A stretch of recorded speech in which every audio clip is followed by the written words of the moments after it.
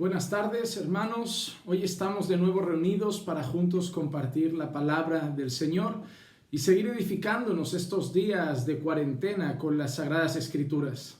Durante varios días de la semana vamos haciendo reflexiones y meditando en varios pasajes de la palabra del Señor y así tratando de edificar nuestras vidas y con esto que traemos también a nuestro corazón compartirlo con ustedes y que también sean edificados. Hace días que no recomendaba ningún libro y hoy quería recomendar uno. Y este es para los casados, Si uno es soltero también lo puede leer, obviamente. No hay una restricción a la hora de comprar el libro de que uno debe estar casado por norma. Pero la realidad es que es un buen libro para leer en pareja, para leer con tu esposo o con tu esposa. Se trata de 30 lecturas, se llama Felices por Siempre. Felices por Siempre. Son 30 lecturas de varios autores. Hay varios autores como por ejemplo John Piper, como Don Whitney, como Marshall Segal. Hay varios autores en estas lecturas. Son como 30 reflexiones, 30 devocionales para el matrimonio. Son cortos, es un libro que se lee muy fácil y la manera que yo recomiendo que usen para leer este libro es, si lo compran, es leer uno al día. Es elegir, no sé, el mes de enero, bueno, de enero ya no, pero el mes de junio, el mes de julio, el mes que quieran, o no tiene por qué ser un mes desde inicio a fin, pueden empezar a mitad de mes, pero me refiero a hacerlo así. Al ser 30 lecturas, es un libro que podemos terminar en un solo mes, leyendo una lectura cada día. Yo le recomiendo eso, coja a su esposo, su esposa, antes de dormir o por las mañanas o en un tiempo de la tarde que quieran dedicar para este devocional, hagan la lectura e incluso después de la lectura lleva alguna pregunta para reflexionar y es bueno hacérsela el uno al otro. Hay varios temas interesantes, les leo algunos que aparecen en el índice, como por ejemplo, el objetivo del matrimonio no es el matrimonio, cómo ver a Jesús en la etapa del matrimonio, serpientes, semillas y un salvador. Un agente de cambio especial. El sexo es para los creyentes. La intimidad matrimonial es más que sexo. Las mujeres superiores y los hombres que no pueden superarlas en generosidad. Para escuchar bien hace falta paciencia. Tenemos que hablar de la sumisión. Hasta que la muerte nos separe. No nos avergonzamos de la Biblia. ¿Esperas que tu matrimonio sea fácil? El llamado a amar y a respetar. El amor es más que una elección. Casados en una guerra real. 5 cosas que la sumisión no significa. 9 pasos que pueden salvar tu matrimonio. 7 preguntas para hacer antes de mirar algo que contenga desnudez. No se nieguen el uno al otro. La clave para el cambio personal. Que tu presupuesto incluya bendecir a tu cónyuge. La responsabilidad de una esposa a la hora de resolver un conflicto matrimonial. Los hombres funcionan a respeto, las mujeres funcionan a amor. Tan solo perdonar y contenerse. ¿Cómo amar a las personas difíciles? Siempre estás en un templo. No eres el cónyuge perfecto. ¿Está bien que mi cónyuge hable con otros sobre nuestros conflictos matrimoniales? Oren la Biblia juntos y un compromiso con alguien mayor que el matrimonio. Esas son las 30 lecturas o 30 reflexiones que aparecen en este libro. De verdad, son de mucha edificación. Tratan temas desde la intimidad sexual en el matrimonio, la administración de las finanzas, el respeto, el amor, la sumisión, el cuidado mutuo, el liderazgo espiritual y el evangelio dentro del matrimonio. Así que realmente los recomiendo. Si lo pueden comprar, no importa sean recién casados, lleven 10 años casados o 20 años casados, disfrutarán con esto. Seguramente en la parte que lean y luego hagan preguntas, abrirán su corazón, se contarán cosas el uno al otro, incluso si se preguntan esas cosas que aparecen al final, usted se dará cuenta que había cosas de su esposa que no sabía, que estaba pensando, sintiendo y viceversa. Así que creo que puede ser de mucha edificación para sus vidas, como también lo fue para la nuestra. Así que vamos a orar, vamos ahora sí a entregar este tiempo en las manos del Señor en oración y vamos a disponernos a compartir la palabra de Dios, que hoy estaremos haciendo nuestra reflexión en el libro de Filipenses. Así que vamos a orar al Señor. Padre, te damos gracias por la oportunidad que nos das, Señor, de ser hoy otra vez bendecidos en Cristo, estar en tu presencia, estar, Señor, con nuestros hermanos a pesar de la distancia, pero unidos por este medio con el fin de Señor, sentarnos con tu palabra, a reflexionar, a meditar y a compartirla con ellos. Es un privilegio para nuestros corazones. Nos sentimos, Señor, francamente bendecidos de poder tener tu palabra en nuestras manos y de poder, Señor, comprenderla, de poder entender tu revelación, Señor, y así poder edificarnos, poder saber qué quieres de nosotros, qué quieres de nuestra vida, qué quieres de tu iglesia, qué quieres de tus siervos, Señor, y para qué quieres todas esas cosas. Señor, tu palabra nos orienta, nos guía, nos corrige, nos exhorta, nos fortalece, y es lo que queremos, Señor, ser sometidos hoy a tu palabra. Que tu palabra hoy, Señor, venga a hablar a lo más profundo de nuestro corazón y traiga una enseñanza que trascienda, Señor, lo intelectual. Que no solo, Señor, alimente nuestras cabezas, sino que nos haga, Señor, mirar a la cruz y querer vivir tu palabra en obediencia, Señor. Que podamos hoy responder, Señor, con fe a tu palabra y también en obediencia para ser santificados. Bendice, Señor, este tiempo que vamos a compartir. Es lo que te estamos pidiendo. En el nombre de Jesús. Amén, amén y amén. Ahora sí, hermanos, vamos entonces a iniciar la reflexión de hoy. Les pido que abran sus Biblias en el libro de Filipenses, el capítulo 1, y vamos a leer los versículos del 1 al 11. Filipenses capítulo 1, versículos del 1 al 11. Y he titulado este mensaje El deseo de un apóstol. El deseo de un apóstol. Y verán que no se parece mucho a los discursos principales de los falsos apóstoles de nuestros tiempos. Vamos a ver el corazón de Pablo abrirse delante de los filipenses, el corazón de Pablo, el corazón pastoral de Pablo abrirse ante estos hermanos y expresar lo que hay en su corazón y el deseo de su corazón. Y Pablo, un ejemplo de apóstol de Jesucristo, un verdadero apóstol del Señor, nos muestra lo que hay en su corazón.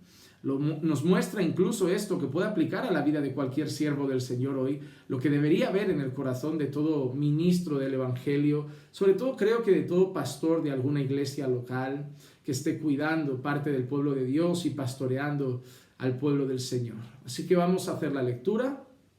Filipenses capítulo 1, versículos 1 al 11 dice así: Pablo y Timoteo, siervos de Cristo Jesús, a todos los santos en Cristo Jesús que están en Filipos, incluyendo a los obispos y diáconos. Gracia a vosotros y paz de parte de Dios nuestro Padre y del Señor Jesucristo.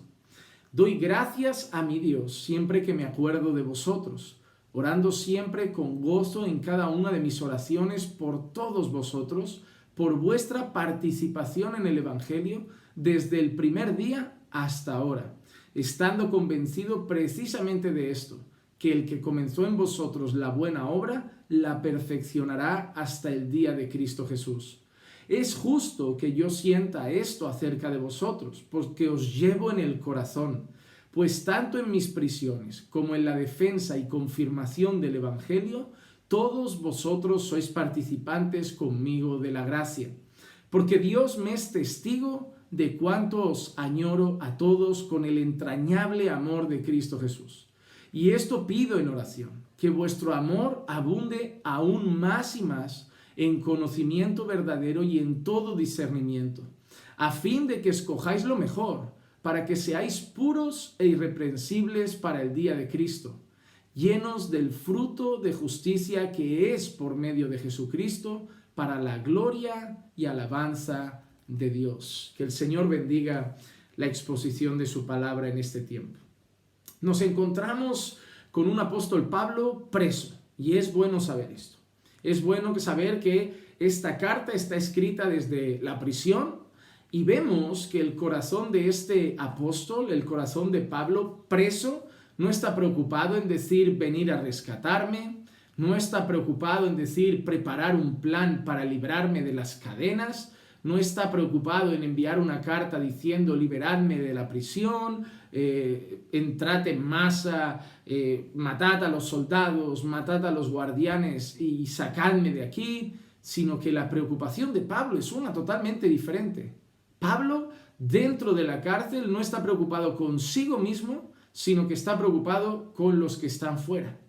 Mira qué curioso, normalmente cuando uno está en una situación difícil, y en este caso una prisión, uno ya se olvida del resto, porque parece que todo el mundo está mejor que él, y él empieza a ser el centro de todo, su dolor, su tristeza, su preocupación, su sufrimiento. Y en Pablo vemos lo contrario, él está en la prisión, el resto está fuera libre, pero desde dentro de la prisión la mente, el corazón de Pablo está pensando en los que están fuera. Miren, el corazón de un siervo del Señor, el corazón de un pastor, y aquí vamos a hablar mucho del corazón pastoral, siempre está pensando en los demás, siempre está pensando en los demás. A pesar de tener sus propios problemas, casi siempre está preocupado con los problemas de la congregación. A pesar de tener sus propias luchas, casi siempre está preocupado en las luchas de la congregación. Pero había una cosa importante. ¿Por qué Pablo está tan tranquilo con sus situaciones? Porque Pablo tenía una plena convicción de la soberanía de Dios. Pablo sabía que cuando llegara su momento, no había nada que se pudiera hacer. Si Dios quería librarlo de las prisiones, Pablo sabía que algo pasaría. Vemos nosotros, por ejemplo, cómo el apóstol Pedro es librado de la prisión. ¿Recuerdan cuando estaba preso? La iglesia hacía de continuo oración por Pedro y Pedro es liberado de una manera milagrosa de la prisión en la que se encontraba.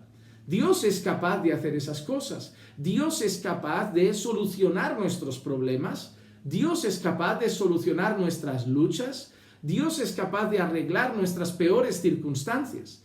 Pero no significa que lo hará siempre. Pablo sabía algo. Dios es soberano. Dios es todopoderoso. Si Dios quiere, seré libre de la prisión. Pero si Dios no quiere, moriré y aquí estarán mis últimos días. Así como vemos la cabeza de Juan siendo cortada, Juan siendo decapitado, Juan Bautista. Dios podía haberlo librado de la prisión. Aún así, el fin de Juan Bautista es trágico, decapitado y de una manera realmente triste, de una manera triste. Todos les hubiera gustado que aquel siervo del que el Señor dice no hay otro mayor nacido de mujer como Juan Bautista fuera liberado de esas prisiones y liberado de una muerte como la decapitación. Pero el Señor en su soberanía permitió que Juan acabara así sus días. Que Dios sea todopoderoso no significa que Él siempre vaya a solucionar todos nuestros problemas, pero sí significa que tiene el poder para hacerlo si Él quiere. Así que Pablo descansaba en la soberanía del Señor y mientras tuviera vida, él tenía una preocupación: seguir llevando a cabo la obra del ministerio. Muchas personas viven así cuando empiezan a crecer y madurar en la fe. Empiezan a descansar incluso en medio de los peores momentos y es cuando te encuentras a esas personas que son capaces de tener paz y una paz que sobrepasa todo entendimiento en medio de las peores tormentas. Cuando ya han madurado en la fe, ellos se dan cuenta que Dios tendrá siempre la última palabra. ¿Y qué hacen esas personas? Ayudar a los nuevos, ayudar a quizá a los más inmaduros, ayudar quizá a los que están empezando y todavía no tienen esa confianza tan desarrollada y se ven avalados en según qué circunstancias. Pablo, un hombre ya maduro en la fe, un hombre con un pleno conocimiento del Evangelio y un hombre cercano e íntimo de nuestro Señor Jesucristo, un hombre que ha conocido verdaderamente la gracia de Dios, ha experimentado el poder de Dios y que tiene plena convicción en la soberanía de Dios. En sus momentos difíciles, en una prisión, decide escribir una carta a los hermanos que están en Filipos, escribirles una carta llena de gozo. Además, una carta llena de gozo, así se le conoce a la carta a los filipenses, la carta del gozo, porque Pablo constantemente los llama a estar confiantes y gozosos en el Señor. ¿Y cómo empieza esta carta? Es lo que vamos a ver hoy, donde Pablo en los primeros versículos plasma lo más profundo de su corazón y de sus sentimientos.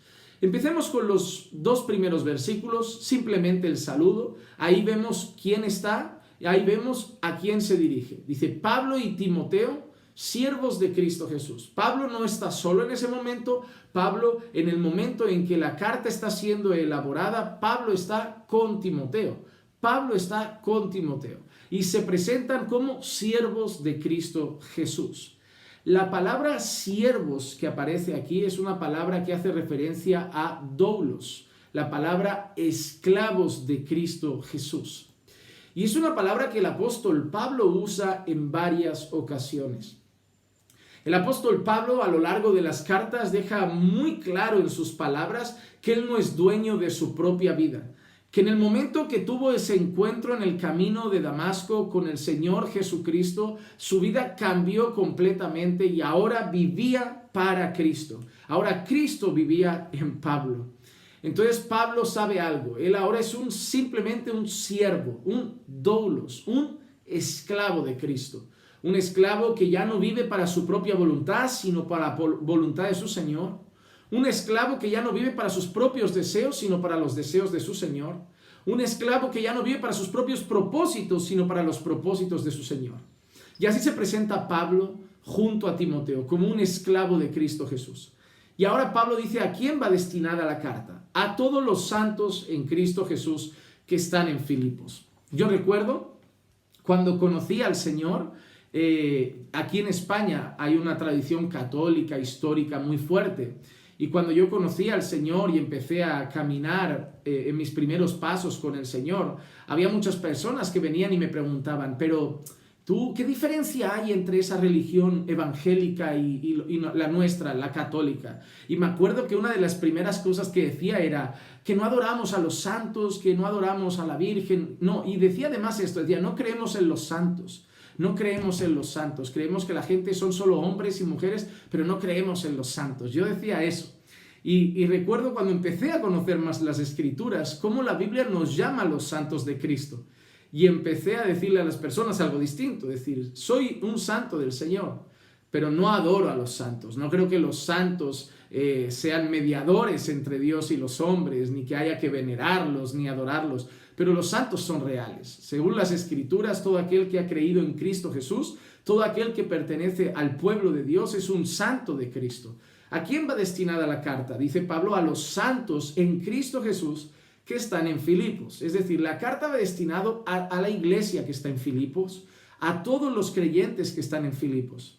Esas personas que piensan que la gente estaba en casas de dos en dos, todos separados, están muy equivocados. Sí que es cierto que la iglesia se reunía en casas, pero no eran casas como las nuestras quizá que nos reunimos 3 o 4 personas. Eran casas que abarcaban una reunión de muchos creyentes. Piensen que el orden que Pablo da a Timoteo, donde habla de diáconos, de pastores, aplicaba a la iglesia en la casa. Así que en las iglesias, en las casas, habían ancianos, habían diáconos, empieza a sumar la cantidad de personas.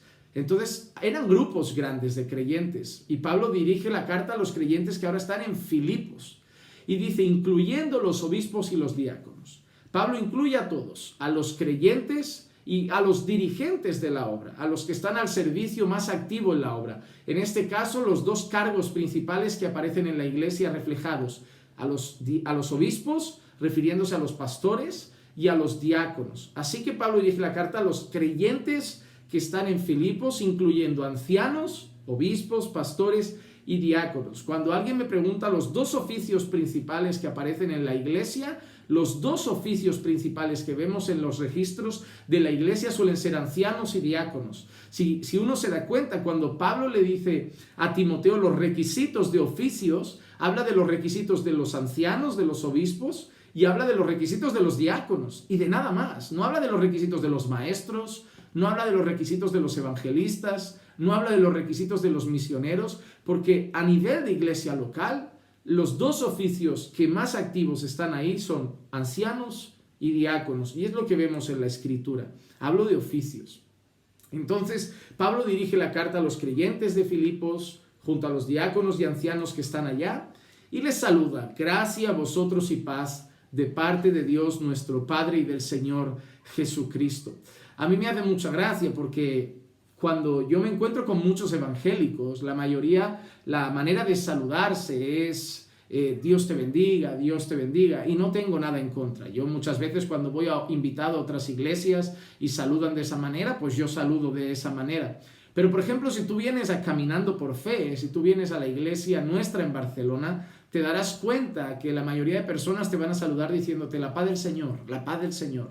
Y muchas personas al principio les resulta raro, ¿no? Porque piensen que muchas personas vienen a nuestra congregación de congregaciones muy malas, muy malas. En Barcelona, en España, hay iglesias de la prosperidad, estas de falsos apóstoles, de falsos profetas, del decláralo y decrétalo, y muchas iglesias falsas, malas, mucha herejía hay en Barcelona, mucha herejía. Entonces muchas personas están llegando a iglesias sanas que hay en Barcelona, en las otras zonas de Cataluña, en España y en otros lugares.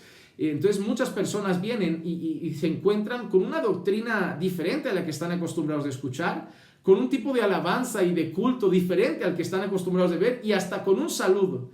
Y ellos llegan, oh, Dios te bendiga, y la gente, la paz del Señor, y miran raro. Y a veces hay personas que vienen y me preguntan, oye, pero es que en esta iglesia hasta se saludan diferente. Aquí la gente dice la paz del Señor. Y yo siempre me siento con ellos y les digo, dime en qué parte de la Escritura Pablo saluda todo el tiempo diciendo Dios te bendiga. Y me dicen, a ver, no. Pero si te das cuenta, los principios de las cartas de Pablo y los finales, los saludos de sus cartas casi siempre son que la gracia y la paz de nuestro Señor Jesucristo sea con vosotros. Aquí, por ejemplo, Pablo lo vuelve a decir, gracia a vosotros y paz de parte de nuestro Dios y Paz y del Señor Jesucristo. No digo que esté mal decir Dios te bendiga, no estoy diciendo eso, y no digo que esté mal desear la bendición de Dios para alguien, no creo que esté mal. Sin embargo, yo tengo un criterio algo extraño. Sí que me preocupa la gente que dice te bendigo. Esa gente que ya es dueña de la bendición. Esa gente que ya no pide que Dios te bendiga. Esa gente que ya va un paso más allá y dice yo te bendigo en el nombre del Señor. Digo, bueno, no, perfecto, si tú te sientes cómodo. Pero a mí me resulta medio raro que los hombres me bendigan. Me siento más cómodo cuando me dicen que Dios te bendiga. Pero en nuestra congregación, como digo, después de haber leído las cartas de Pablo, las epístolas, y ver cómo se saludan, casi siempre saludamos así, la paz del Señor, gracia y paz, hermanos, es la manera como solemos saludar, y por eso normalmente vas a ver en los vídeos, cuando termino, pues diciendo eso, gracia y paz de nuestro Señor Jesucristo sea con todos y cada uno de ustedes. Así que no es que seamos una secta, que nos hemos inventado un nuevo saludo, sino que lo hacemos porque lo vemos en la Escritura. Pero repito, no veo nada de malo en las personas que saludan diciendo Dios te bendiga, pero creo que también hay un fundamento en la manera como nos saludamos nosotros. Tampoco veo nada de malo la gente que viene y me dice buenas tardes, buenos días. Así que para mí son saludos, tampoco va mucho más allá. Vamos ahora al versículo 3. ¿Y qué nos encontramos? La oración de un pastor, la oración pastoral, versículos 3 y 4.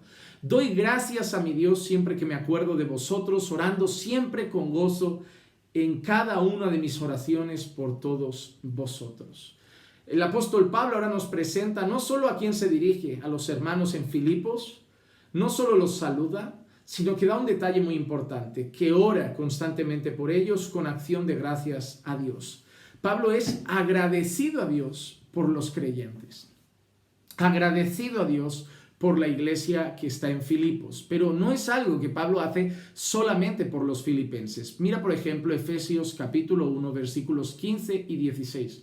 Por esta razón también yo, habiendo oído de la fe en el Señor Jesús que hay entre vosotros y de vuestro amor por todos los santos, no ceso de dar gracias por vosotros, haciendo mención de vosotros en mis oraciones. Así que vemos a Pablo que ora por los filipenses. Pablo ora por los efesios, pero cuando leemos Colosenses 1, también por el saludo de Pablo, y vemos el versículo 3 y 4, vemos a Pablo decir, damos gracias a Dios, el Padre de nuestro Señor Jesucristo, orando siempre por vosotros, al oír de vuestra fe en Cristo Jesús y del amor que tenéis por todos los santos. Así que vemos a Pablo orando por los filipenses, vemos a Pablo orando por los efesios, vemos a Pablo orando por los colosenses, vemos a Pablo orando en las cartas también por los tesalonicenses, y siempre con acción de gracias. Pero ¿por qué da gracias Pablo al Señor por ellos? Por ver la manifestación del Evangelio en sus vidas. Cuando nosotros como pastores vemos que Dios salva a alguien, que vemos que Dios rescata a alguien de las tinieblas, vemos a alguien que estaba muerto en sus delitos y pecados y es salvado por el Señor, solo hay una cosa que nuestro corazón puede hacer, una oración de acción de gracias. Y miren, yo estoy convencido de que el apóstol Pablo tenía luchas con las iglesias. Ninguna iglesia es perfecta.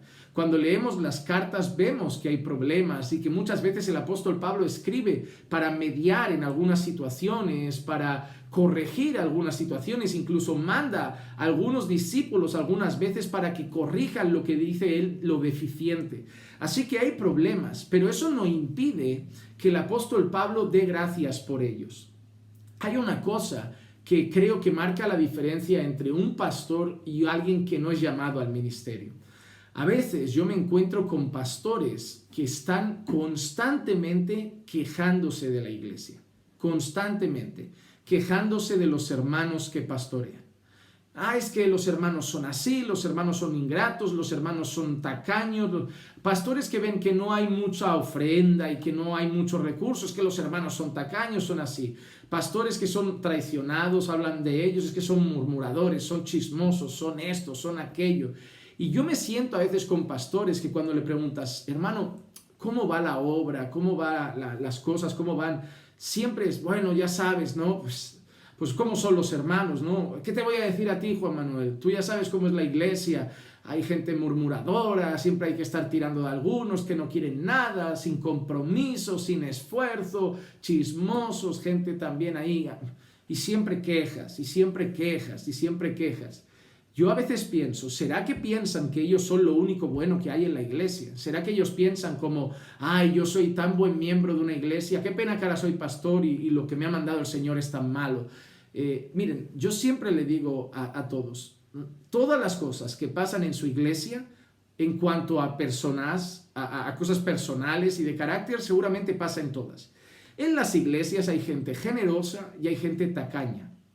En las iglesias hay gente chismosa y gente prudente con sus palabras. En las iglesias hay gente sin ningún tipo de compromiso y hay gente muy comprometida. En las iglesias tienes al hermano quincenal. ¿Qué es quincenal? Es hermano que viene cada 15 días, que cree que es miembro de la iglesia, pero viene menos que los que la visitan. Hay hermanos que visitan la iglesia todos los domingos y ese hermano cree que es miembro y viene cada 15 días o cada 3 semanas. Imagínate. En la iglesia está el que viene cada 15 días, cada 3 semanas, pero también está el que viene el domingo, el martes, el jueves, el que está siempre. En la iglesia está aquel con el que nunca se puede contar porque siempre está ocupado y está aquel que siempre está disponible para echar una mano. En la iglesia está aquel que nunca arrima el hombro para trabajar en algo y está aquel que siempre está dispuesto a barrer, a fregar, a ayudar, a colaborar en cualquier área.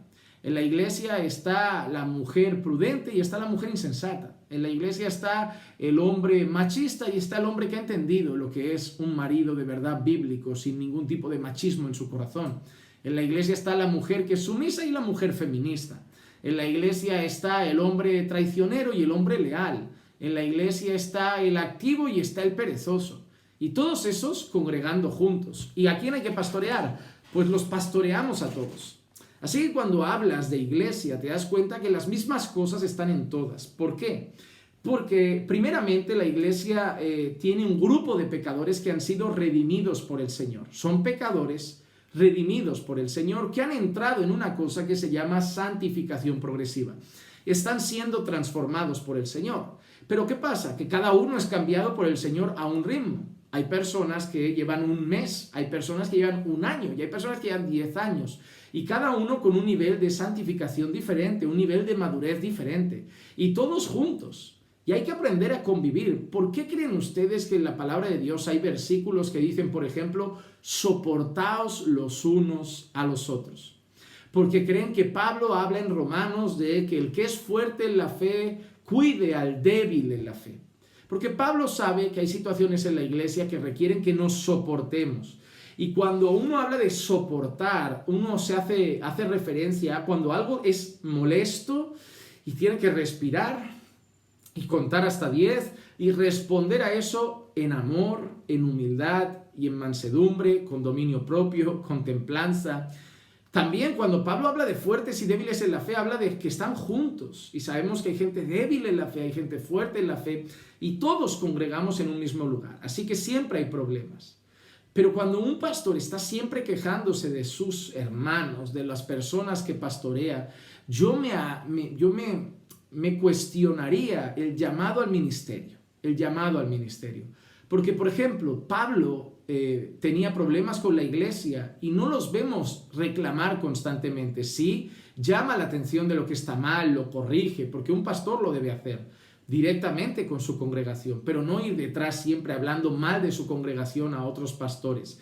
De ahí la famosa frase que ha ido dando la vuelta, al menos en nuestro país, de reunión de pastores, ovejas muertas. Y es muy triste que los pastores que hablan mucho a la iglesia de que no debe haber murmuración en la iglesia y chisme en la iglesia, ellos hacen murmuración sobre la iglesia y contra la iglesia cuando se reúnen con otros pastores. Y esa no es la actitud que debemos tener. Yo alguna vez en el pasado, cuando empecé el ministerio y enfrentaba los primeros golpes, me quejaba, pero aprendí que eso iba a estar siempre y aprendí que tenía que amar a las personas a pesar de sus luchas, de sus problemas, de su carácter y que sobre todo siendo un pastor debía volcarme en ellos, no en queja, sino como dice Pablo, en acción de gracias y confiando que el Señor iba a ir trabajando en ellos poco a poco. Así que si tú eres pastor y te quejas de tus hermanos a todos y te quejas a otros pastores y hablas mal de tus hermanos, arrepiéntete, porque es tan pecado como tú dices que la iglesia critica al pastor como que el pastor critique a la iglesia. Ambas cosas son pecado. Nos jactamos denunciando el chisme de ellos, pero nos quedamos mansos justificando el chisme pastoral que no debe estar. Aprendamos de la actitud de Pablo. ¿Cuál es la actitud de Pablo? Doy gracias por vosotros en mis oraciones.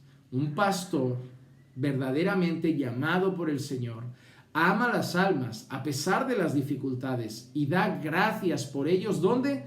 En sus oraciones. El corazón de un pastor ora por los hermanos, ora por los creyentes, ora por la iglesia. Una de las primeras cosas que debe tener un pastor en su lista de oración después de su hogar, después de su familia, de su matrimonio, de sus hijos, es su congregación, Para mí, el orden de oración tiene que ser ese. En primer lugar, nuestro hogar, que el Señor trate con nosotros para ser buenos esposos, para ser buenos padres. En segundo lugar, nuestra familia y hogar, que el Señor cuide de nuestras esposas, cuide de nuestros hijos. Y ya en tercer lugar, nuestros hermanos. La iglesia debe estar ahí. Después de nuestra familia debe ser lo que sigue, el amor por nuestros hermanos. Y no hay mejor manera de manifestar amor que cuando ellos no están y tú acordarte de ellos en tus oraciones. A mí cuando alguien me pregunta, Pastor Juan Manuel, ¿qué podemos hacer por usted? Siempre diré lo mismo. Lo mejor que pueden hacer es orar por mi vida, orar por mi matrimonio, orar por mi hogar, por mi ministerio, por mi esposa. Es lo mejor que pueden hacer por mí. Cuando le preguntaron una vez a Spurgeon, ¿por qué tu ministerio tuvo tanto impacto? ¿Por qué tu ministerio alcanzó a tantas personas? ¿Por qué soportaste todas las pruebas? ¿Y por qué fuiste tan usado por el Señor? Spurgeon era gracioso porque siempre respondía, mi pueblo, decía mi gente ora por mí. Él era muy grato a las oraciones de las personas. Así que Pablo tiene ese corazón pastoral que ama y muestra ese amor orando por las personas. Vamos ahora a los versículos 5 y 6 y vemos la convicción de Pablo. Pablo es agradecido a Dios, lo manifiesta en sus oraciones porque está convencido de una cosa preciosa que vamos a ver. Versículos 5 y 6. Por vuestra participación en el Evangelio desde el primer día hasta ahora, estando convencido precisamente de esto, que el que comenzó en vosotros la buena obra, la perfeccionará hasta el día de Cristo Jesús. Pablo está agradecido y da gracias a Dios en sus oraciones por los filipenses, teniendo la convicción de dos cosas, de su participación en el Evangelio, de la firmeza de su fe, de la veracidad de su fe, de que realmente son creyentes y participantes con él en el Evangelio, y por otro lado, la convicción de que el que empezó la buena obra en ellos la va a ir perfeccionando. Pablo está agradecido porque saben que verdaderamente son cristianos que están siendo tratados por el Señor y que están siendo perfeccionados por Cristo hasta el día de Cristo Jesús, es decir, hasta el día final. Miren otros pasajes, por ejemplo, primera carta a los Corintios, capítulo 1 y versículo 9, leemos, fiel es Dios, por medio de quien fuisteis llamados a la comunión con su Hijo Jesucristo, Señor nuestro. Mira que dice Pablo, que Dios nos llamó a la comunión con su Hijo Jesucristo. Eso es otra expresión que Pablo usa para decir que estamos unidos a Cristo por medio del Evangelio. Así como Pablo dice a los filipenses que él tiene la convicción de su participación en el Evangelio, Pablo le dice a los corintios que él está seguro de que tienen comunión con Cristo en Dios. Mira, por ejemplo, Filipenses 2:1.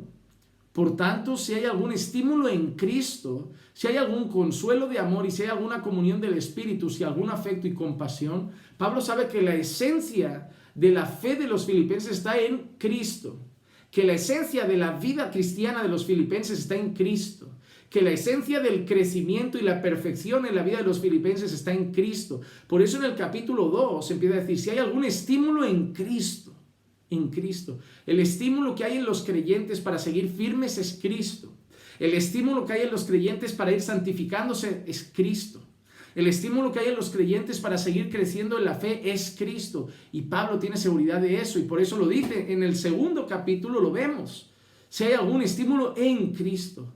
Y en ese mismo capítulo, en Filipenses 2, dicen los versículos 12 y 13. Así que, amados míos, tal como siempre habéis obedecido, no en mi presencia, sino ahora mucho más en mi ausencia. ¿Cuál es la mayor prueba de que un creyente es verdadero? Que un creyente es el mismo cuando hay gente delante y cuando no la hay.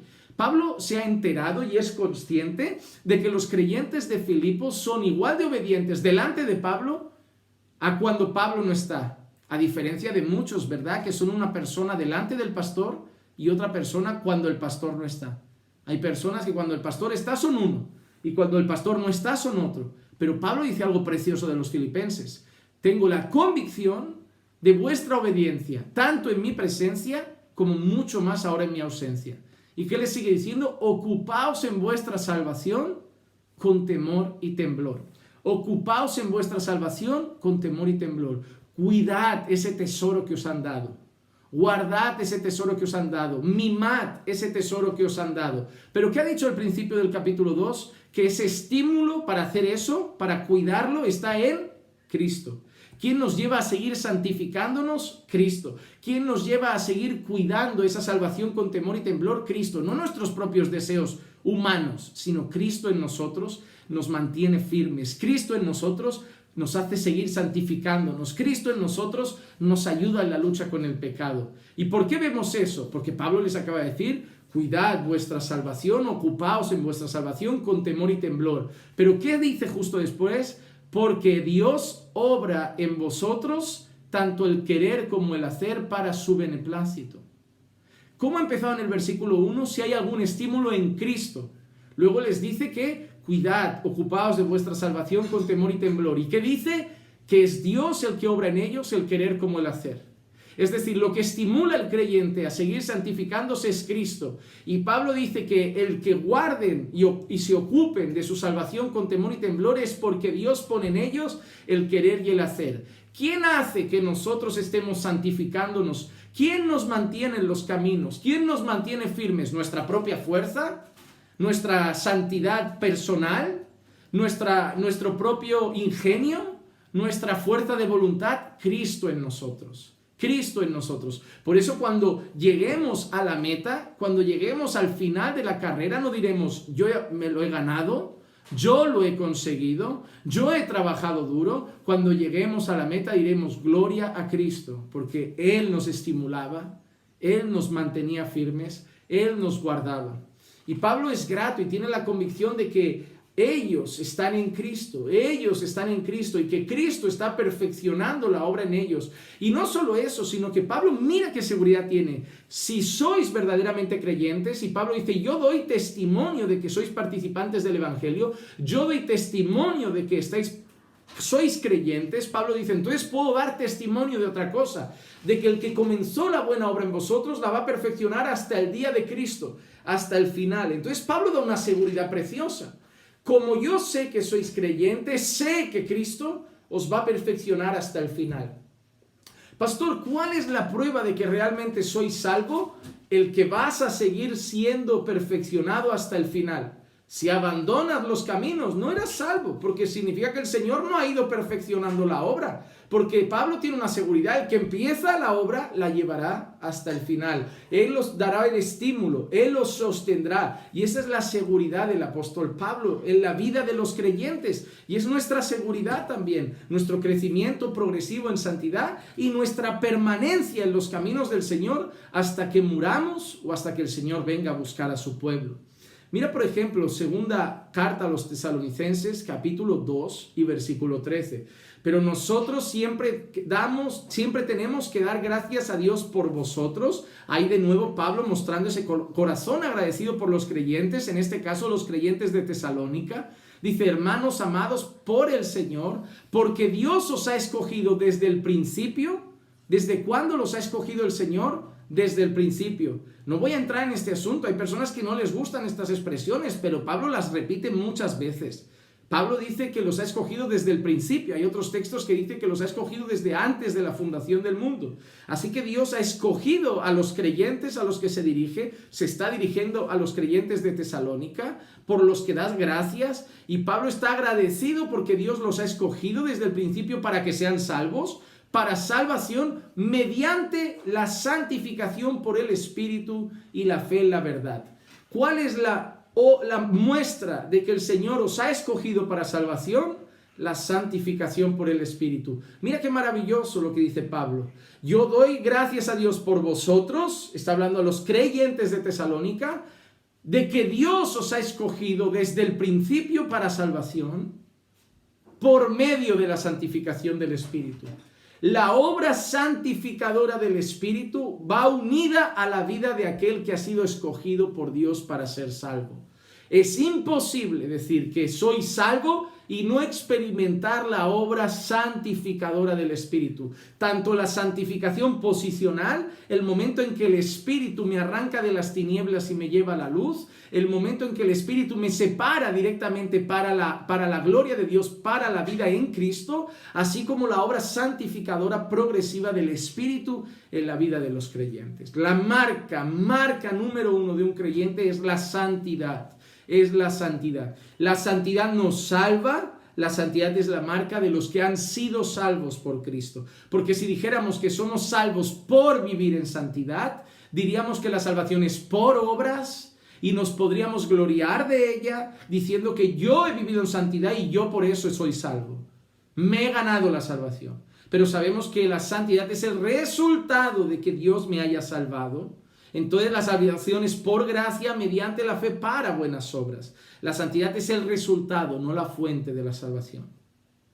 Así que tenemos el corazón agradecido de un pastor, el corazón convencido de un pastor de que son creyentes, y la prueba de eso y la convicción es que el Señor va a seguir perfeccionando la obra en ellos.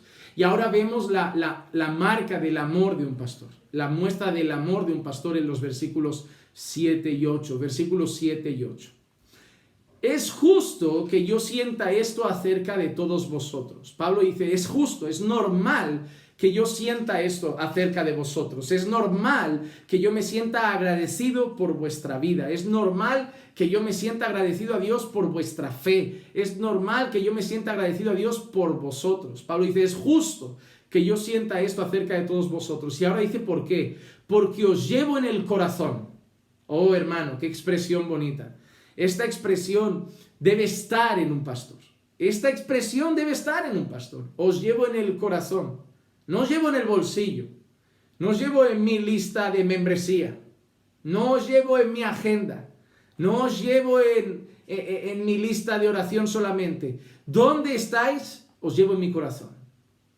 ¿Por qué Pablo da gracias por ellos? ¿Por qué Pablo es feliz por ellos? ¿Por qué Pablo está tan contento de la salvación de ellos? ¿Por qué Pablo está tan alegre y la convicción de la perfección que van a experimentar ellos, de su participación en el Evangelio? ¿Por qué Pablo tiene todo ese gozo? ¿Por qué Pablo tiene toda esa alegría? Porque los filipenses están en el corazón de Pablo. Dice, porque os llevo en el corazón. Y dice otra cosa añadida, pues tanto en mis prisiones, es decir, en los momentos más difíciles, como en los que se encontraba en ese momento, en mis prisiones, en mis luchas, en mis guerras, y dice, como en la defensa y confirmación del Evangelio, todos vosotros sois participantes conmigo de la gracia. Pablo dice, os llevo en el corazón no solamente porque habéis creído, os llevo en el corazón no solamente porque sois creyentes, os llevo en el corazón no solamente porque os amo como hermanos, sino que os llevo en el corazón también porque habéis estado conmigo en mis sufrimientos, porque habéis estado conmigo en mis padecimientos, porque habéis estado conmigo en los momentos malos de mi vida, porque habéis estado conmigo en mis prisiones y habéis estado conmigo en la predicación del Evangelio, habéis estado conmigo en la expansión de la palabra del Señor, habéis compartido conmigo esa gracia. Y entonces es cuando Pablo dice en el 8, porque Dios me es testigo de cuánto os añoro a todos con el entrañable amor de Cristo Jesús. Y la palabra porque Dios me es testigo es una expresión que Pablo usa como para decir, es como, ¿sabes? Como no es correcto lo que voy a hacer ahora, pero para que vean, es como cuando yo quiero que alguien crea algo y le digo, oye, ¿sabías que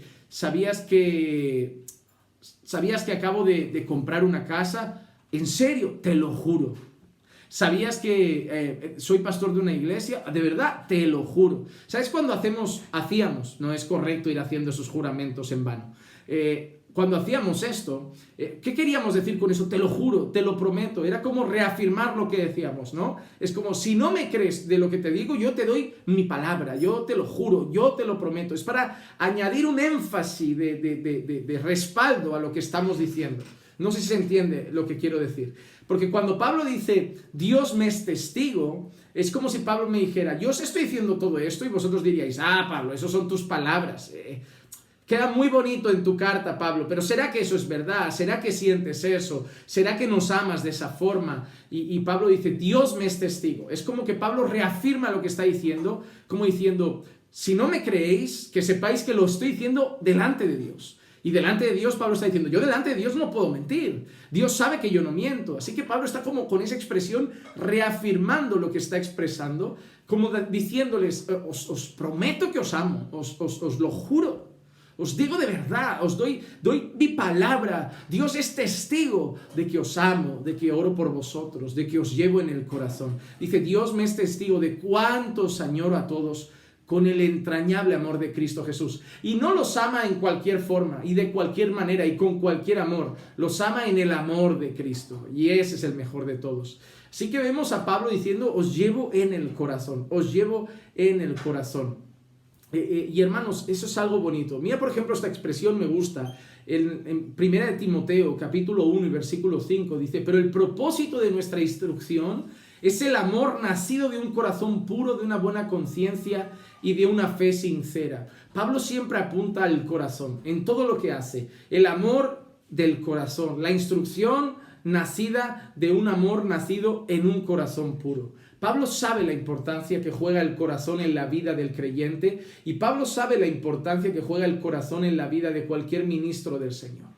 Saben, cuando un pastor en el ministerio a veces pregunta qué debe cuidar, qué es lo más importante, todas las cosas son importantes, ¿verdad? No, tu vida de santidad, no, la fidelidad de tus sermones, tu hogar, todo es importante, todo. Pero lo más importante es esto, lo más importante es tu corazón, es lo más traicionero que tienes, es lo que más te puede llevar por mal camino. La Escritura lo dice, ¿verdad? El engañoso sobre todas las cosas es el corazón del hombre y perverso. ¿Quién lo conocerá? Solamente el Señor. Y vemos incluso la Escritura que dice, sobre toda cosa guardada, guarda tu corazón, porque de él brotan los manantiales de la vida. O como dice Reina Valera, guarda tu corazón porque de él mana la vida. Y Pablo da importancia a todo lo que nace y sale del corazón. El propio Jesús nos enseña que del corazón salen los malos pensamientos, las guerras, los homicidios. Así que el odio por la iglesia nace del corazón. El amor por la iglesia nace del corazón. El amor por los hermanos o la rabia por los hermanos está aquí dentro. El rencor, la ira, el enfado, la acepción de personas, el mirar a gente con desprecio, la envidia, todo aquí, todo aquí. Por eso Pablo apunta muchas veces al corazón y él les dice que están ahí, están en el corazón con ese amor entrañable en Cristo. Hermano, guarda tu corazón, cuídalo. A veces estamos preocupados con las cosas de fuera, que son importantes, las cosas de fuera, lo del exterior, el vestir apropiadamente, con modestia y con pudor, el no ser personas que por fuera manifestamos conductas inapropiadas, sino querer vivir una vida piadosa, el cuidar nuestras palabras, el cuidar nuestros gestos, el cuidar lo que vemos. Todo eso es importante. Obviamente hay que vivir una santidad completa, pero todo eso debe ser resultado de aquí. Porque si nuestras palabras son malas, es porque aquí hay algún problema.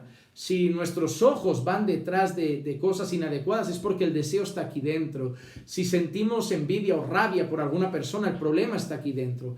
Así que debemos cuidar el corazón. Yo los llamo, hermanos, a cuidar mucho su corazón.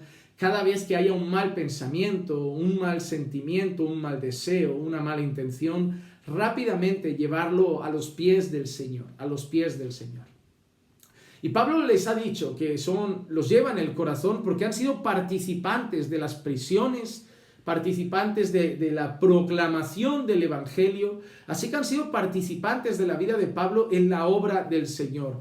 No es la única vez que vemos eso. Por ejemplo, en Filipenses 1, pero en los versículos 29 y 30, Pablo dice lo siguiente: porque a vosotros se os ha concedido por amor de Cristo, no solo el creer en Él, sino también el sufrir por Él. Pablo le dice a los filipenses: junto con el Evangelio, no solo habéis recibido esta fe en Cristo, esta capacidad de creer en Él, sino sufrir por Él. El Evangelio trae sufrimientos y eso es una promesa. El vivir una vida piadosa trae sufrimientos. La Escritura lo dice: todo el que quiera vivir piadosamente en este mundo sufrirá, porque va a ir contra la corriente, va a ir contra la naturaleza pecaminosa de la mayoría de personas que lo rodean y por eso acabará viendo sufrimiento. Así que Pablo dice: se os ha concedido por amor de Cristo no solo el creer en Él, sino también el sufrir por Él. Y dice: sufriendo el mismo conflicto que visteis en mí y que ahora oís que está en mí. Así que Pablo dice: lo que habéis oído de mis sufrimientos, lo que habéis oído de las cosas que yo he pasado por el Evangelio, vosotros también las estáis pasando. ¿Ven? Eso está unido con lo que Pablo dice: habéis sido participantes conmigo en mis prisiones. Seguramente los filipenses también han enfrentado sufrimientos por causa de la fe y han participado de ellos y han seguido firmes y adelante por causa del Evangelio. Miren, por ejemplo, Filipenses 2:25. Pero creí necesario enviaros a Epafrodito, mi hermano, colaborador y compañero de milicia, quien también es vuestro mensajero y servidor para mis necesidades. Vuestro mensajero y servidor. En ese caso la palabra hace más referencia a diácono. Vuestro mensajero y diácono. Diácono es servir. Y a eso, y manda Epafrodito al que llama mi compañero de milicias. Mi compañero de milicias. Hay algo muy curioso. El ministerio no se hace solo. Parece que a veces hablamos de Pablo como un héroe solitario, como un hombre que va montado a caballo por el mundo, dando vueltas solo, que no necesita a nadie, que no trabaja con nadie, que no hace nada con nadie. El héroe del cristianismo es Pablo, Pablo y solo Pablo. Pero vemos un error en eso. Pablo aquí habla de Epafrodito como un compañero de milicia. Y si nosotros, por ejemplo, leemos Romanos y leemos el capítulo 16, yo les animo a leer el capítulo 16, van a ver una serie de nombres de los que Pablo dice compañeros, amigos, colaboradores. Pablo habla de Timoteo, que estaba con él ahí. Vemos a Pablo llevando a Timoteo a servir en otras áreas, colaborando con Pablo. Vemos a Pablo en la cárcel y hay una expresión que dice: Pablo y Silas cantaban alabanzas al Señor en uno de los encarcelamientos de Pablo. Así que Pablo no estaba solo, estaba con Silas. Así que Pablo constantemente muestra que ha tenido colaboradores, que ha tenido amigos. Sí ha tenido momentos de soledad. Hay momentos en los que Pablo dice: procura venir pronto a verme porque este se ha marchado amando más este mundo, este me ha dejado, este se ha quedado aquí, al final me he quedado solo me queda uno. Entonces hay momentos de soledad, pero el ministerio de Pablo no reina en soledad. El ministerio de Pablo no se desarrolla solo. El ministerio de Pablo ha contado con colaboradores. ¿Qué quiero decir con esto? Dos cosas. En primer lugar, si sirves en una iglesia, colabora con tu pastor. Colabora con tu pastor. El ministerio pastoral, llevar a cabo la obra del ministerio es difícil, es dura. Es dura. Hay mucha gente que siempre aspira a estar en los puestos más visibles. Eso es muy propio del corazón humano. Siempre querer los primeros puestos. Yo no quiero ser el auxiliar, yo quiero ser el que está arriba, ¿verdad? Es como digo yo, no quiero ser el escudero, yo quiero ser el que lleva el arma. No quiero ser Sancho Panza, quiero ser Don Quijote. Siempre es así. Pero, hermano, aquí Epafrodito era un hombre del que Pablo habla bien y lo llama compañero de milicia. Y hay personas en la Escritura que son, para el mundo los llamaría los segundones, ¿verdad? Los segundones. Es como todo el mundo quiere ser Batman, pero nadie quiere ser Robin. Nadie quiere ser el ayudante, ¿verdad? Porque no es famoso, la gente no lo admira tanto. Seguramente Batman tiene 1 millón de seguidores y Robin tiene 20.000 o 30.000 por Batman también, porque a él poca gente le hace caso, porque es Batman siempre el que parece que hace todas las cosas. Pero hablando de Batman y Robin, por dar un ejemplo, si ellos fueran un día delante del gobierno y les fueran a dar gracias por su servicio, si el gobierno subiera y viera todo, le daría gracias a los dos. Porque el servicio de Batman a la comunidad no hubiera sido posible sin Robin al lado. Y seguramente el servicio de Pablo al Evangelio no hubiera sido posible sin los hermanos que colaboraron con él. Y os voy a decir más. El Señor no ha llamado a todos a ser pastores, pero ha llamado a muchos a ser auxiliadores. El Señor no ha llamado a todos a ser misioneros, pero ha llamado a muchos a sustentar al misionero. Es decir, el Señor ha llamado a algunos a estar como en primera línea. Cuando uno ve una guerra, ¿qué tenemos? Tenemos los que están en primera línea, tenemos los que están un poco más en la retaguardia, tenemos los francotiradores que están repartidos por ahí. Ahora pensemos en el Evangelio y en la obra del Evangelio. No vamos a estar todos en primera línea. Hay gente que realmente hace que el ministerio de uno sea más llevadero, que dice, no, mira, yo voy a estar ahí, yo lo voy a apoyar, cuando él caiga lo levanto, si me pide algo lo ayudo, porque Dios lo usa y yo quiero ser parte y yo quiero ser un instrumento de Dios en las manos de Dios para hacerle más fácil esa obra. A veces uno ve a alguien que tiene un llamado claro del Señor y dice, ¿sabes qué? Yo sé que no voy a ser pastor, yo sé que ese no es mi lugar, pero yo sé que puedo ser muy útil en las manos de Dios para servirle, para que haga más y más cosas. Hermano, a veces debemos dejar de preguntarnos si el Señor nos quiere en una cosa más visible y quizá una cosa más escondida, pero igualmente importante para la obra del Señor. El Señor no te va a llamar segundón, porque para el Señor no hay primeros y segundos. El Señor te va a llamar instrumento en sus manos, vaso escogido para su gloria. El Señor te va a llamar vaso de honra, instrumento fiel. A lo mejor Dios te llama a ser auxiliador. Eso es lo primero que quiero decir. A lo mejor Dios quiere que seas un colaborador de milicia, un ayudante, un auxiliador. Si tú ves que tu pastor está ahí, que la carga es pesada y dura, y a lo mejor tú no tienes ese llamado, pero puedes tener otro, y a lo mejor es auxiliar y ayudar a que ese ministerio se desarrolle. No veas como que quieres hacer a tu pastor más famoso, más conocido, más grande, sino la obra de Dios. La obra de Dios, porque es pesada, para que esté muchas cosas en los hombros de una sola persona.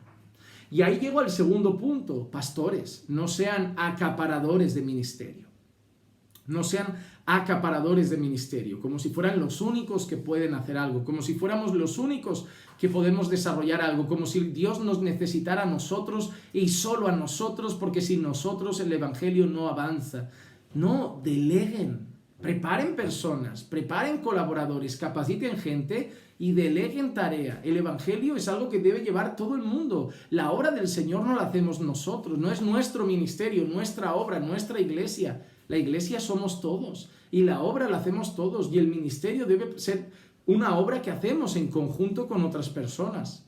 Así que tanto unos no tengan el afán siempre de estar arriba, a lo mejor sean auxiliadores, y a otros, a los pastores, deleguemos, preparemos artillería, preparemos colaboradores, preparemos milicia para también hacer la obra del Señor. No queramos ser dependientes, indispensables en la obra. El Señor no nos necesita, pero tenemos un llamado a capacitar a los otros, a capacitar a otra generación, para cuando el Señor nos lleve a otro sitio o muramos, la obra siga igual, como si nada hubiera pasado, como si nada hubiera pasado.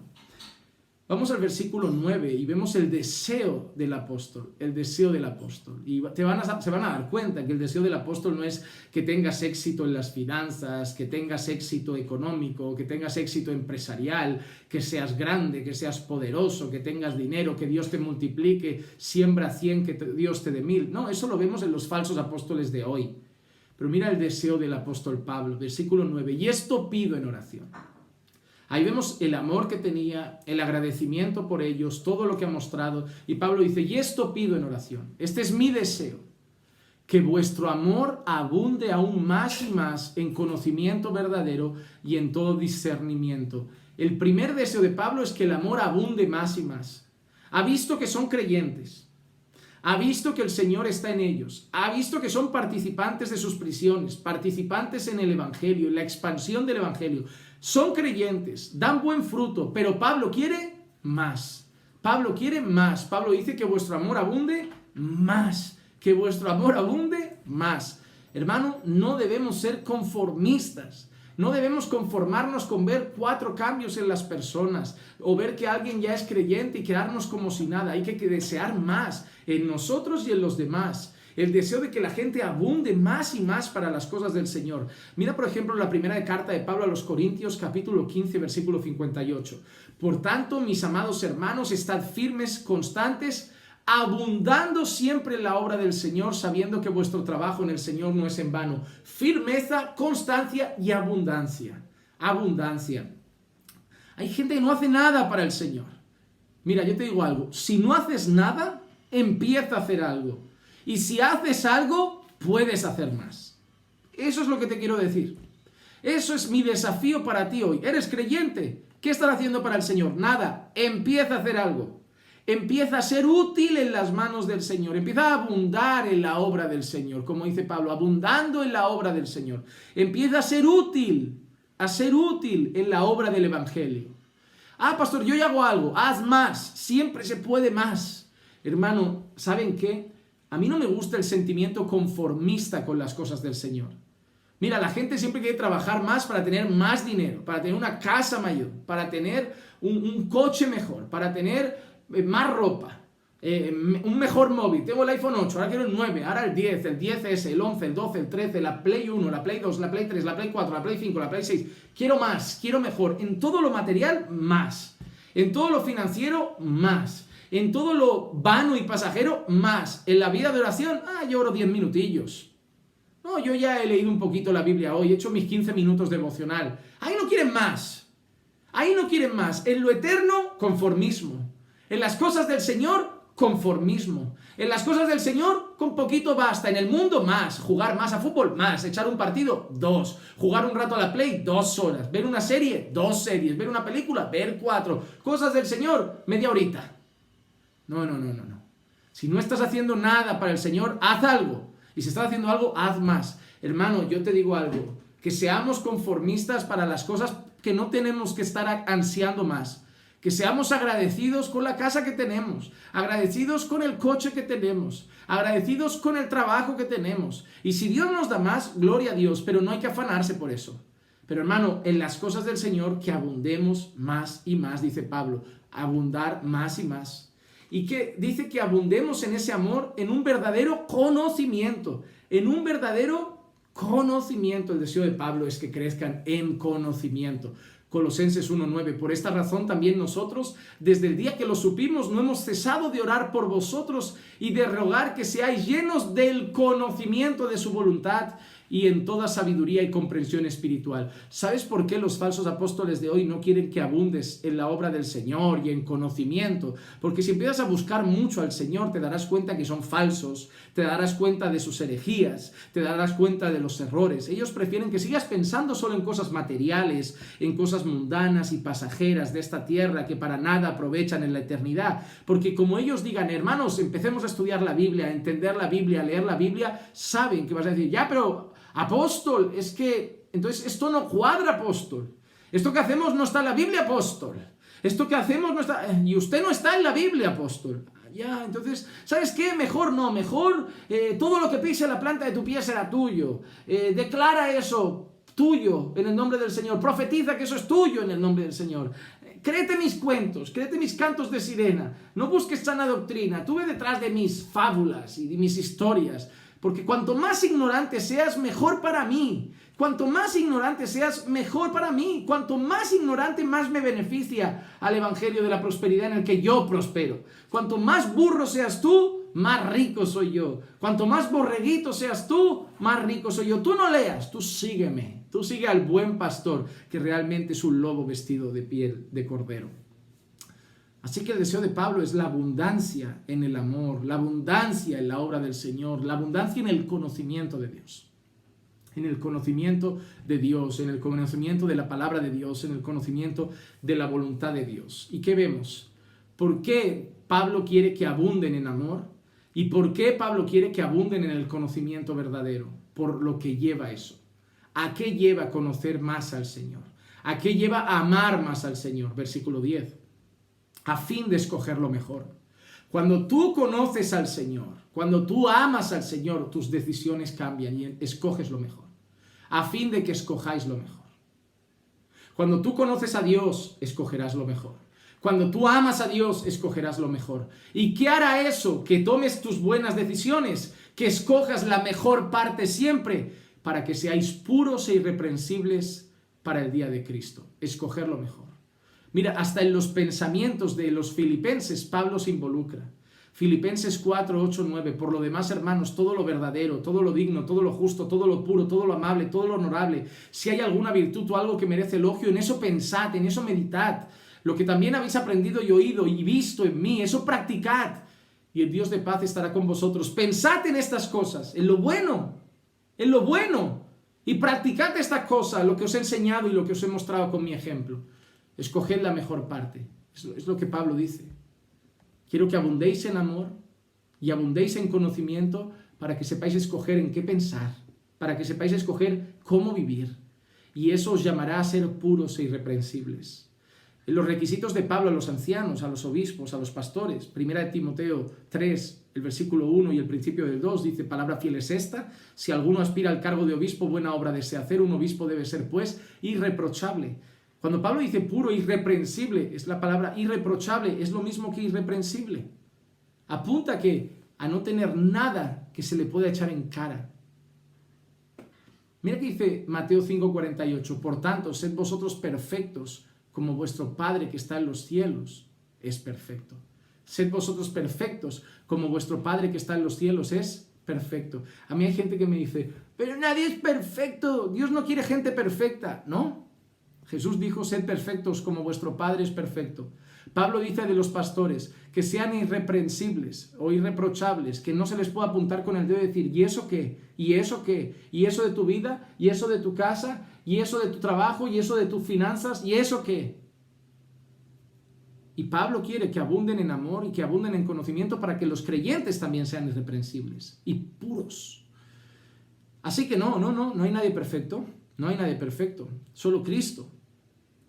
Pero hay dos personas. Está el no creyente que te dice, Dios no quiere gente perfecta. Ese no es creyente, ese no ha entendido la Escritura y ese será de una mala iglesia, porque si fuera de una iglesia pastoreada con alguien que sigue la palabra, como haría lo que Pablo dice, decirle que abunde en amor, abunde en obra y abunde en conocimiento. Porque el mal creyente es el que se sienta así, para atrás. Como Dios no quiere nadie perfecto, como nadie es perfecto, yo me quedo así. Hermano, todos somos pecadores. Hermano, no pasa nada, hermano, todos fallamos. No hay nadie perfecto, hermano. Esa es una actitud. Y considero que es una actitud de un mal creyente, o un creyente inmaduro, o a lo mejor incluso de alguien que no ha nacido de nuevo. Pero Jesús dice, sed vosotros perfectos como vuestro Padre es perfecto. Pablo dice de los pastores, sed irreprensibles. Pablo le dice a los filipenses que quiere que crezcan en amor y abunden en amor y en conocimiento para que sean irreprensibles. Así que sí, no somos perfectos. Pero ¿qué le ha dicho Pablo? Tengo la convicción de que el que empezó la buena obra en vosotros la va perfeccionando. Os va haciendo cada vez más perfectos. ¿Por qué? Os va haciendo cada vez más como Él. En nuestro proceso de santificación, ¿a quién nos parecemos más? A Jesús. ¿Jesús qué es? Perfecto. Estamos siendo perfeccionados, estamos creciendo en santidad, así que debemos ser cada vez un poquito más perfectos. Así que ningún creyente tiene la actitud de quedarse en el sofá. No. Él lucha con el pecado. Voy a cambiar mi manera de hablar. Voy a cambiar mi manera de actuar, voy a cambiar mi manera de tratar a mi esposa, voy a cambiar mi pereza, voy a cambiar esto, voy a luchar con esto. ¿Por qué? Porque tengo que esforzarme por mirar a Cristo e imitarlo a Él. Pero no lo vas a lograr, no, pero voy a hacer todo lo que esté en mi mano para ser cada vez más perfeccionado, más santificado. Él lo va a hacer en mí, Él me va a ayudar por su gracia y por el poder del Espíritu que habita en mí. Yo voy a ir siendo santificado y perfeccionado. Así que el creyente no se queda cómodo, él lucha por cada día ser más transformado a la imagen del Cristo, de ese varón perfecto. Y terminamos con el versículo 11. que es el resultado más maravilloso, que todo eso, el crecer en amor, el abundar en conocimiento, para llegar a ser puro, irreprensible, para todo eso al final lo que muestra es algo que se llama frutos. Dice, llenos del fruto de justicia que es por medio de Cristo Jesús, por medio de Jesucristo, para la gloria y alabanza de Dios. Yo quiero decir solo 3 cosas para terminar. El deseo mayor de Pablo es ver el fruto de Cristo en sus vidas. El deseo mayor de Pablo es ver el fruto de Cristo en su vida. ¿Qué fruto tenía que ver? ¿Qué fruto se manifiesta en la obra del Espíritu en nosotros? Gálatas 5, 22 y 23. Mas el fruto del Espíritu es amor, gozo, paz, paciencia, benignidad, bondad, fidelidad, mansedumbre, dominio propio. Contra tales cosas no hay ley. Hermano, ¿se ve el fruto? Quizá no se ve mucho fruto porque no estás abundando en la obra del Señor, porque no estás abundando en la oración, porque no estás abundando en el amor, porque no estás abundando en el conocimiento de la palabra. Como llevas esa vida, algunos dicen, tengo una lucha con eso. ¿Qué estás haciendo? ¿Oras? No tengo muchas ganas. ¿Lees? No tengo muchas ganas. Pues una cosa, hermano, hay gente que quiere dejar pecados, luchar con pecados y todo sin hacer nada. Dios da unos medios de gracia, palabra, oración, ayuno, comunión con la iglesia. No los quiero usar porque no me apetece, pero quiero vivir como un hijo de Dios. No es así. No es así. Él ha dado medios de gracia para crecer en santificación, para luchar con el pecado. Si tú vas a escribir, pastor, tengo un problema con esto, ¿cuántas horas al día contra eso? Entonces no vengas a decir que tienes un problema. No estás luchando, no estás batallando con todo. Yo oro un poco, ora más. Yo ayuno un poco, ayuna más. O me dices a mí que el Señor no te puede librar de eso. ¿No puede? ¿Me dices que Dios no puede librarte de algo? ¿Que Dios no puede ayudarte en algo? ¿O me dices mejor que no lo estás buscando lo suficiente? Eso sí que me lo creo.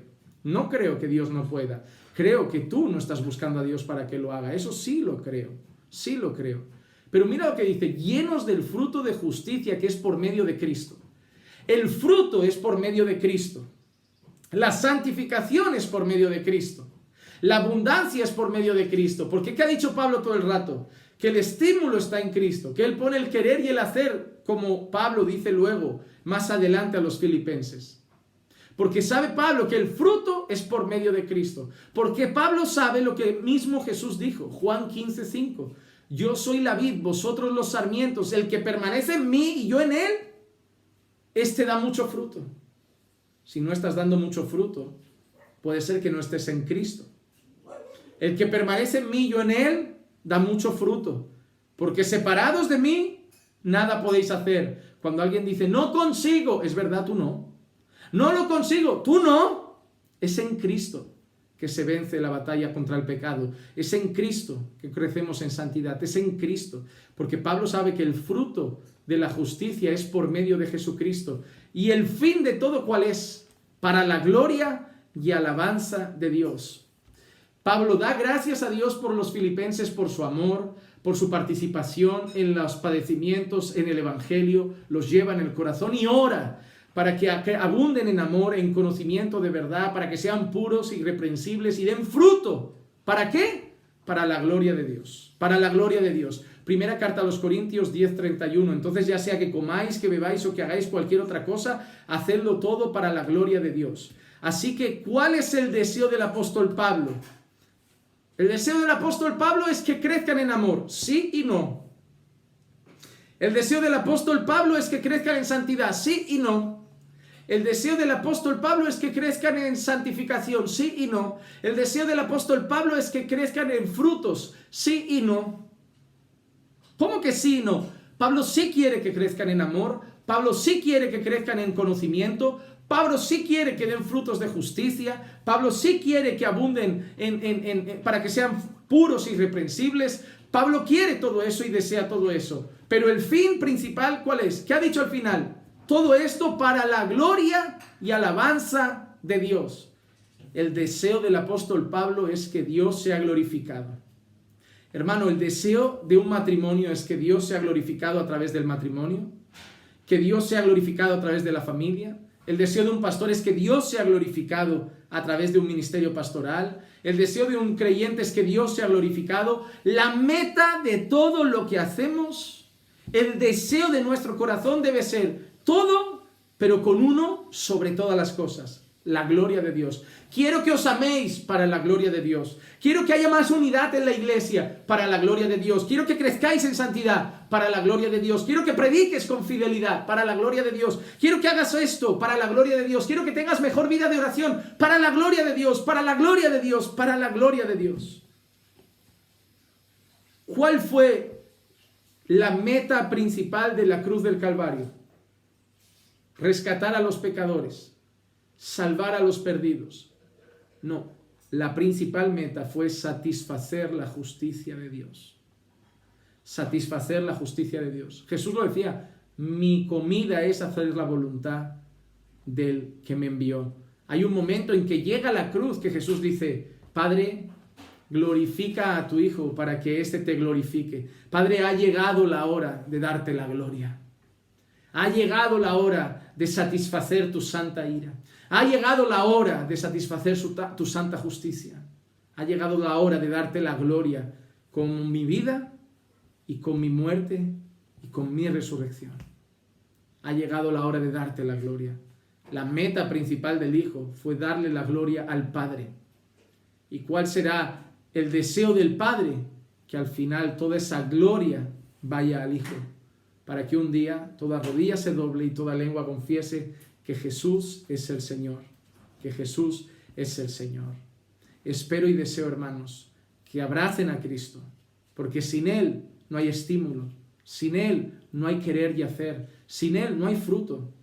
Podrán hacer cosas un rato, un tiempo, un día, 2 días, 2 meses, pero no permanecerá, pero no irá creciendo, pero no será perfeccionado, porque está en Cristo el verdadero fruto, el fruto que permanece. El fruto que persevera hasta el final está en Cristo. Abracen a Cristo. Busquen a Cristo para la gloria de Dios. Vamos a orar. Padre, te damos gracias por tu amor y misericordia. Gracias por tu bondad. Gracias por tu palabra, Señor, que hoy ha hablado a nuestras vidas. Gracias por hacernos entender que sin Cristo nada podemos y que todo lo que tenemos es por Cristo. Llévanos a abundar más y más, a crecer más y más en la obra, en amor, en conocimiento, y que todo, Señor, lo hagamos para tu honra y para tu gloria.